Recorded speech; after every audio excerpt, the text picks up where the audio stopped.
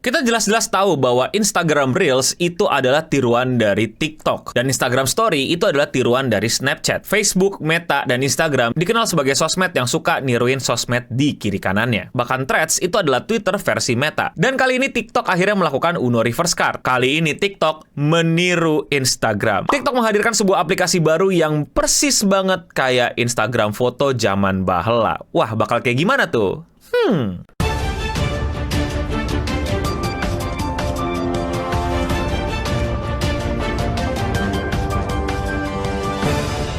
Jadi akhir-akhir ini banyak konten kreator TikTok itu kaget karena dapat notifikasi yang aneh kayak gini. Your photo post will be shown on TikTok Notes. Hah? Maksudnya gimana tuh? Jadi maksudnya foto-foto kalian akan muncul di aplikasi TikTok Notes. Yes, jadi awalnya gue mengira TikTok Notes itu adalah sebuah aplikasi yang aneh. Karena katanya di aplikasi tersebut kita bisa ngepost foto-foto. Lah, di TikTok biasa pun kita juga udah bisa ngepost foto-foto. Jadi carousel gitu bahkan jadi video gitu. Tapi ternyata ini beneran. Jadi akan ada sebuah aplikasi yang isinya itu khusus foto-foto dari TikTok. Aplikasi yang dimana tidak ada video, tidak ada musik-musikan, bener-bener foto. Jadi isinya orang pamer-pamer foto aja. Yes, kayak Instagram zaman 2010-an, dimana kalau kita scrolling IG, itu isinya ya foto-foto orang. Orang lagi jalan-jalan, orang beli mainan baru, orang pamer baju baru, orang pamer tet. Gak ada video. Belum ada fitgram ya. Gak ada tuh namanya school fitgram, Kevin fitgram tuh gak ada. Gak ada tuh jokes-jokes jomblo gitu kan. Bagi pulsa dong gitu. Kenapa bagi pulsa? Kan lu jomblo, pulsa gak kepake. Nangis. Insert lagu sedih. Ngakak kocak. Jadi bener-bener konsepnya itu kayak TikTok, tapi pas lu scrolling isinya cuman foto-foto orang. Dan bedanya sama Instagram apa? Bedanya sama Instagram yang zaman dahulu, lu punya For You page-nya. Yes, jadi bener-bener TikTok versi foto tanpa ada video. Jadi pada saat lu scrolling, lu bisa nge-scrolling banyak foto-foto dari orang, bukan video. Dan bukan orang yang belum tentu lu udah follow. Ini adalah new experience yang lagi dicoba sama TikTok untuk para pengguna-pengguna baru yang mungkin rindu sama Instagram. Instagram yang dulu tentunya, bukan Instagram yang sekarang. Makanya ada notifikasi yang bilang, kalau kalian udah pernah ngepost foto di akun TikTok kalian itu nanti bisa kayak langsung punya gitu ya di TikTok Notes gitu foto-fotonya. Kayak langsung auto share gitu loh ke aplikasi berikutnya. Tujuannya apa no? Emang bakal sukses? Ya, mungkin aja. Tujuannya pasti pertama bikin kesel Meta.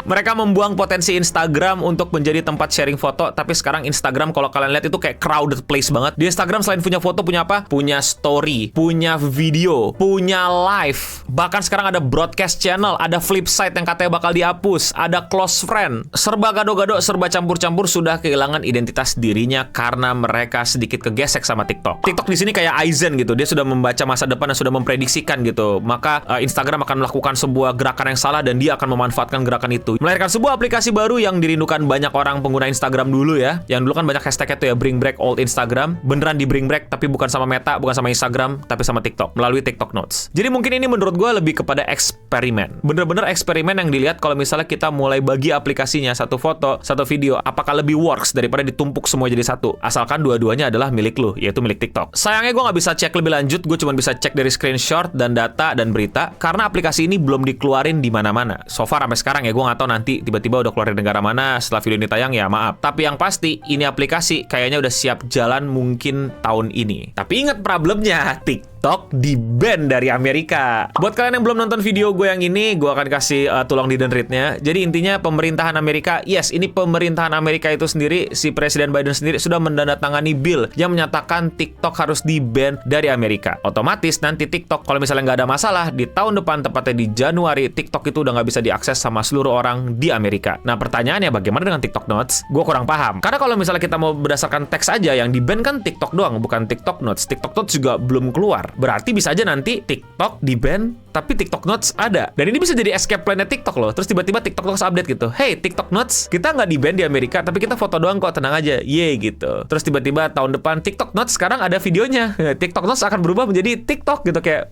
what the Tapi kan bisa alasan di-ban-nya ya kayak Huawei gitu ya, nggak mau ada perusahaan Cina yang menguasai Amerika gitu. Jadi ya dia juga tetap perusahaan Cina, jadi tetap nggak boleh ada di Amerika walaupun namanya Notes gitu, bukan TikTok. Ya tapi gue nggak tahu, mungkin teman-teman yang belajar hukum bisa lebih bantu jelasin gitu. Atau kira-kira menurut kalian akan ikutan di-ban atau enggak nih, berbeda no gitu, beda sendiri gitu. Silakan komen di bawah. Tapi yang pasti kalau aplikasi ini sukses, yang jadi susah adalah saya dan teman-teman para pekerja sosial media lainnya. Udah kita kemarin sempat dikagetin dengan Threads, walaupun itu adalah aplikasi yang menurut gue sudah dibilang gagal. gagal. Nanti mungkin akan gue bikin video penjelasannya sendiri kenapa Threads itu gagal, karena salah langkah banget sini si Mark Zuckerberg ini nih. Kalau aplikasi TikTok Notes sukses, nggak cuma rame di awal doang dan banyak orang mau menggunakannya, apalagi di Indonesia, berarti ya turut berduka cita buat para pekerja sosial media. Kerjaan kita nambah gitu. Kita harus pelajarin ini lagi, bikinin buat brand, bikinin buat klien, bikinin buat kantor dan lain-lain. Ya good luck, ya semangat semuanya.